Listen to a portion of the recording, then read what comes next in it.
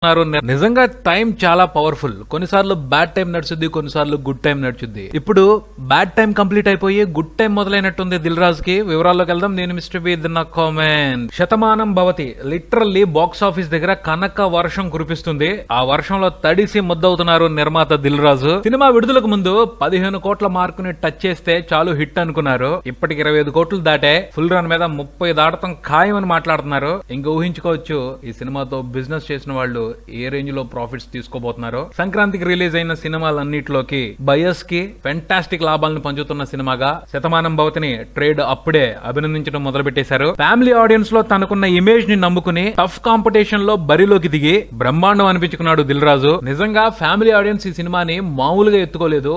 Republic day రోజున నైజాం ఏరియాలోనే, అంటే సినిమా విడుదలై 10 రోజులు పైన అయిపోతుంది, అయినా 90 లక్షల షేర్ వచ్చింది. నైజాం ఏరియాలో ఖైదీ నెంబర్ 150 ఆ రోజున వసూలు చేసినంత మొత్తాన్ని ఆల్మోస్ట్ వసూలు చేసింది శతమానం భవతి. అంత బాగా జనాలు ఈ సినిమాని చూస్తున్నారు.